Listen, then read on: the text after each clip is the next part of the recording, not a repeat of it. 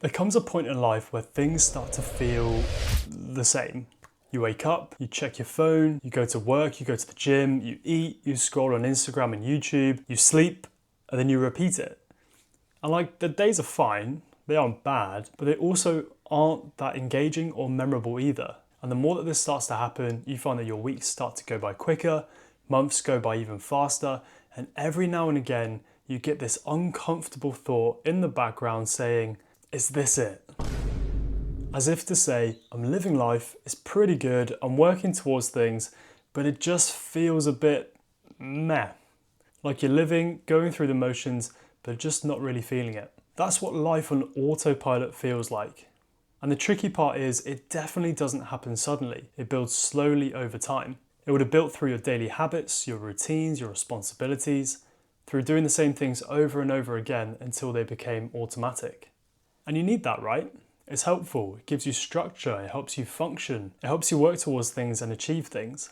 But over time, if you're not paying attention, it can turn into a life that runs itself without needing much input from you. Since I learned this, I cannot stop talking about it with my clients and in my group sessions. There's an idea from Joe Dispenza that by around your mid-30s, a large part of your personality is essentially memorized into ingrained neural circuits, which means around 95% of your thoughts, behaviors, and emotional responses become automatic. When this happens, you're not consciously choosing most of what you do anymore. Your brain is running patterns and just going through the motions. And that sounds a little bit extreme, I know, but if you look at your life, you can absolutely see it. You often think the same thoughts, you often have the same reactions to things, you do the same routines. Let's just take brushing your teeth for example. You likely use the same hand, in the same way, for the same time, in the same place. It's a super strong habit. And for most people, you hold on to the same way of seeing yourself and the world around you. The reason for all of this is actually pretty simple, and it makes complete sense when you think about it. The neural circuits that are fired and wired to think, feel, and act all use energy. And your brain is always trying to save as much energy as possible. Anything that requires higher level conscious thought to complete is expensive. So anything you do that is new or requires a lot of conscious brain power is going to require more energy. So your brain, being super clever, creates shortcuts, habits, patterns, and default responses.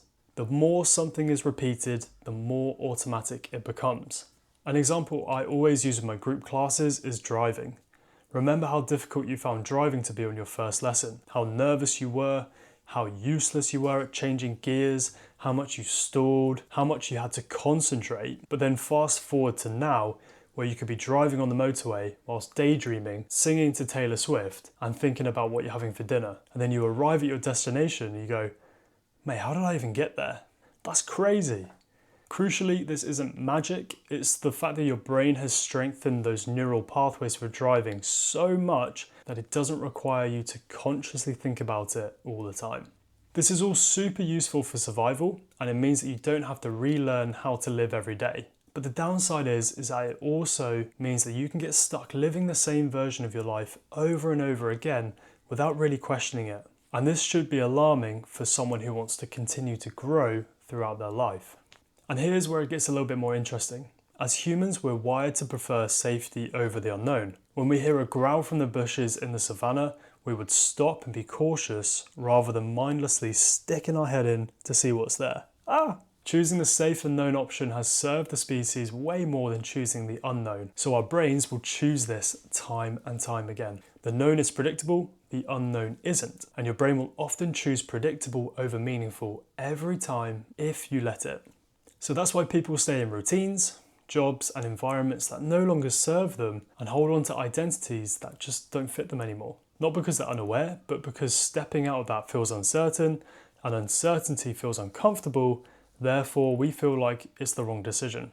The risk of living like this long term isn't just getting a little bit bored. It's that you slowly drift away from your true self. You stop questioning things, you stop exploring, you stop growing as a person. Life becomes something you manage rather than something you're actively involved in shaping. And the longer that goes on, the harder it is to change because the patterns get stronger, and the stronger the patterns get, the more automatic they become.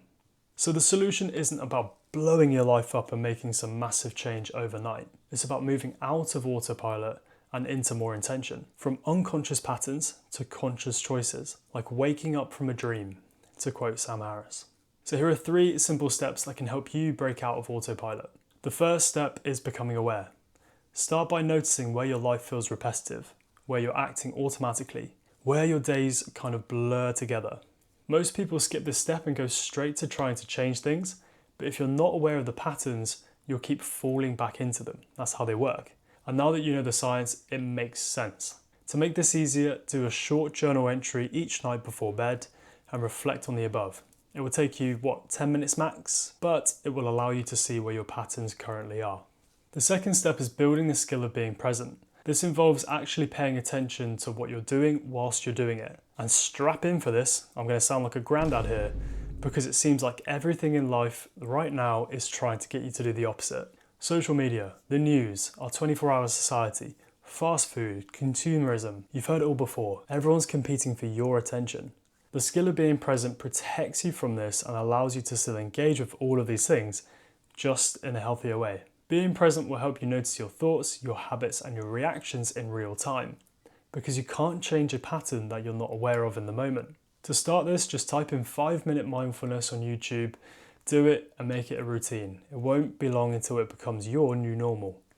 The third step is taking small action, choosing 1 or 2 areas where you step slightly outside your default patterns, trying something different, saying yes when you'd normally say no, changing a routine, speaking up when you usually stay quiet, brushing your teeth with your left hand versus your right. Try it, it is flipping hard.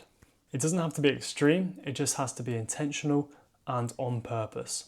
Over time, those small shifts start to break the automatic loops you have running in the background. You create new experiences, new feedback, new patterns, and this allows your brain to create new neural pathways.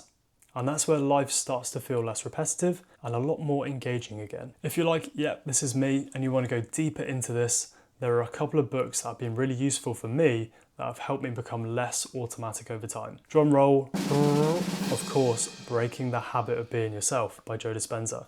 I can't stop recommending this book for people because it allows you to learn about what makes you, you. And it provides frameworks and exercises to start making meaningful change today.